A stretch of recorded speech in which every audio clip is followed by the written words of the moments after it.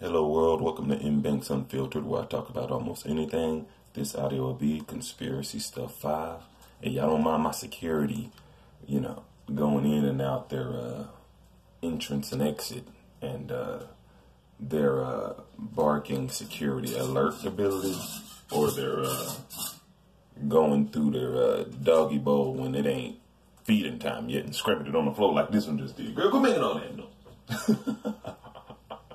She look at me like, huh? All right, so start off with 1961, Eisenhower's farewell address, because I think a lot of that stuff he already knew what was going on, but couldn't tell us all straight up then, same way every president does, withholding truth. But just go over 5 of the main things he said that sparked my mind. I advise every human to go watch it.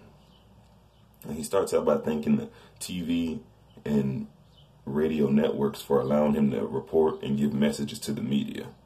To where nowadays I don't know, it seems like you gotta go along with the radio and TV now to be allowed. But that's why I like the grassroots, or at least grassroots seeming seems like TV and radio, rather than the cliche name brand popular TV and radio networks.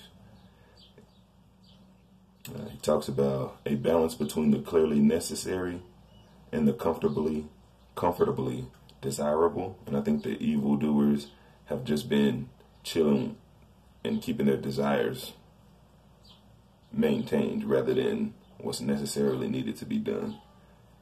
He talks about the balance of the actions of the moment and the national welfare of the future. And I think the evildoers have been making the moment as toxic as possible so that the national welfare of the future can be toxic as possible.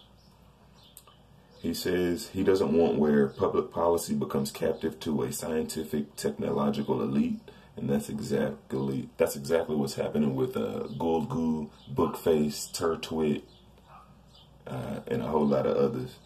It's like if it doesn't fit their, these big tech companies' narratives, then shoot, it ain't public policy then. So they made their own constitution and whatnot.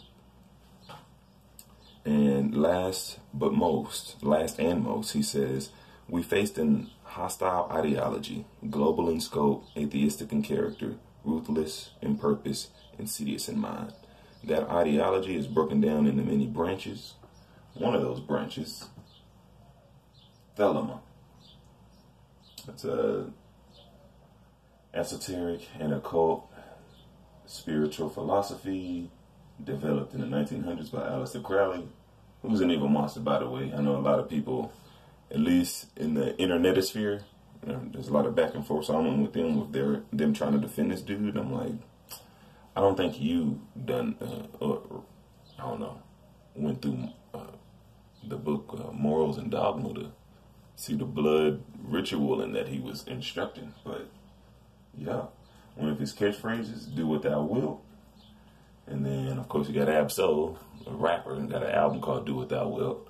He went on Sway's show, and of course I think Sway was paid to act dumb, and then Absol was paid to make Aleister Crowley seem not like one of these Baphomet ass motherfuckers and shit, you know what I'm saying? And then of course we got Mr. Popular, let's see, where is it? Jigga Man with it on. And I know I used to always try to make these dumbass defenses, but then after in 2010 I believe, they're on to the next one video, I'm like, oh, okay, nah nigga, that's the damage is done, nigga. You been, I just ain't caught up yet, but now I'm online. Satan worshiping motherfucker. Oh shoot, the fuck, go get your way. Alright, let me see. And then it's crazy that Jay-Z, he did his NFL thing, or he's with the NFL now, and then him and LeBron are cool, which LeBron tripped me out when he had got the #1 seed in the West. Then the next day, that tragedy in Lebanon went down. I'm like, I wonder if LeBron and Lebanon got some connections. But so LeBron and Jay-Z, they buddies, and of course LeBron throwing up a whole lot of satanic symbolism, at least for sure during the Miami Heat days when I watched. But both of their favorite teams is the Cowboys, and I think Dallas gonna get their 6th ring soon, so that the league can complete their little 666 Satan bullshit. And this is why. So the Steelers, they got 6, and then I was just looking at their logo, and I'm thinking like this gold. The gold is probably the Steeler representative, and then the red.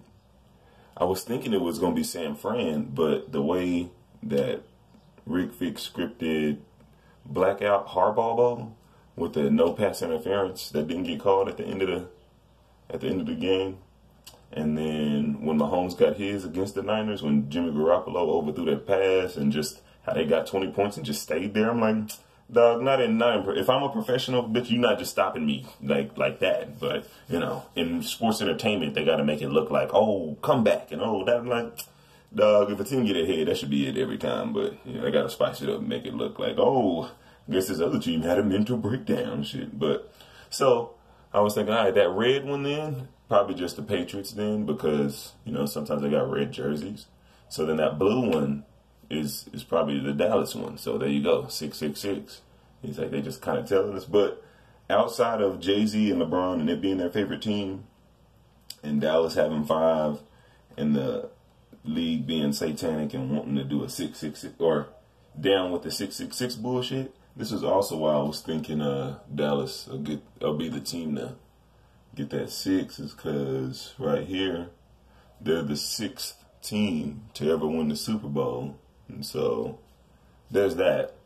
But then it was just crazy, like when they won that Super Bowl, it was on January 16th, and I'm like, damn, 16 got a 6 in it. And it was in 1972, and then 7 and 2, 7 plus 2 is 9. Turn that upside down, that's a 6. Shit, if not that, they scored 24 points. 2 plus 4 is 6.